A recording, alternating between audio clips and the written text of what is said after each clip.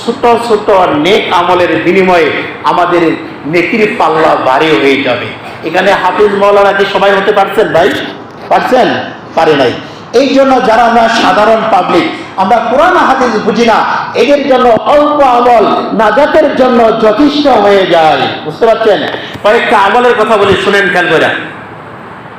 আল্লাহ রাব্বি বলেন 926 নম্বর হাদিস, তিরমিজির হাদিস, যখন ফরজ সালাত শেষ হয়ে যায়, ভালো করে শুনেন, আগে বলছিলাম কিনা জানি না, যখন ফরজ সালাত শেষ হয়ে যায়, ফরজ সালাত শেষ হওয়ার পর আমরা, নবীজি বলেন, যে ব্যক্তি 10 বার বলবে সুবহানাল্লাহ, আলহামদুলিল্লাহ, আল্লাহু আকবার, বুঝতে পারছেন, এভাবে অনলি ফর 10 টাইম 10 বার বলবে, আল্লাহ তাআলা বলেন ওই ব্যক্তিকে জান্নাত দান করে দেওয়া হবে। সুবহানাল্লাহ বলেন।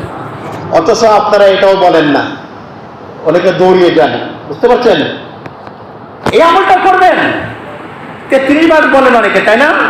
এটাও বলবেন। 33 বারের হাদিসটা অন্য আছে, আবু দাউদে আছে, 5077 নম্বর হাদিস আছে এই কথাটা।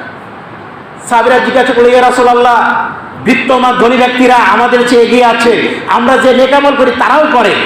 ইয়া রাসূলুল্লাহ, আমরা নামাজ পড়ি তারাও করে, আমরা তো তাদেরকে ধরতে পারতেছি না, আমরা অসহায় করি, আমরা তাদেরকে কিভাবে ধরতে পারবো?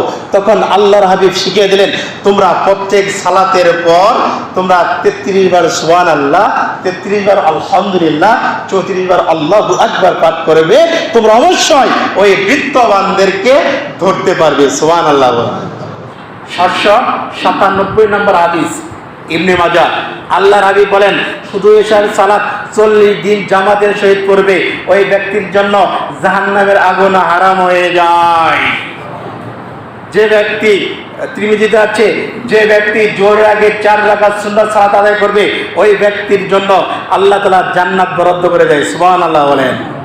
তিরমিজির আরেকটা হাদিস আছে, যে ব্যক্তি সারা দিনে 12 রাকাত সুন্নাত সালাত আদায় করবে, 12 রাকাত সুন্নাত সালাত আদায় করবে, ওই ব্যক্তির পূর্বের সমস্ত গুনাহ মাফ করে দেওয়া হয় এবং জান্নাতে ওই ব্যক্তির জন্য একটা প্রাসাদ নির্মাণ করে দেওয়া হয়। সুবহানাল্লাহ বলেন। আমাকে সম্ভব না ভাই? সম্ভব না? আমরা ছোট ছোট আমল করব। ফজরের 2 রাকাত সালাত, বুঝছেন, না চাইতে আছে 416 নম্বর হাদিস, ফজরের 2 রাকাত সালাত এই পৃথিবীতে যা কিছু রয়েছে সবচেয়ে উত্তম হয়ে যায়। সুবহানাল্লাহ। বুঝতে পারছেন?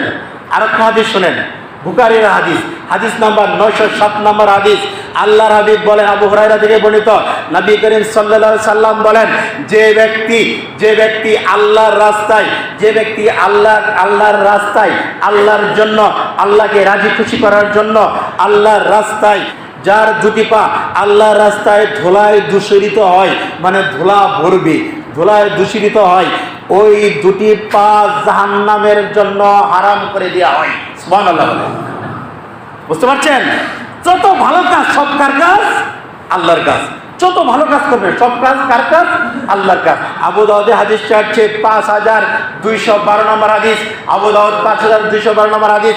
আল্লাহর হাবিব বলেন, এক মুসলমান আর এক মুসলমানের সাথে যখন দেখা হয়, যখন দুজনে হাত মুসাফা করে, বুঝছেন, হুজুর হাত দেন, দেয়নি, এরকম হাত মুসাফা করবেন, বুঝছেন। আল্লাহর হাবিব বলেন, এক মুসলমান আর এক মুসলমানের সাথে যখন হাত মুসাফা করে, ওই হাত ছেড়ে দেওয়ার আগেই আল্লাহ তাআলা দুজনকে মাফ করে দেয়। সুবহানাল্লাহ বলে। তাহলে ভাইরা, আমরা কি কিছু নেক আমলের কথা বললাম, তওবার কথা বললাম, আল্লাহ তাআলা যেন আমাদের প্রত্যেককে এই নেক আমলগুলা করার জন্য তৌফিক দান করেন। সবাই বলেন।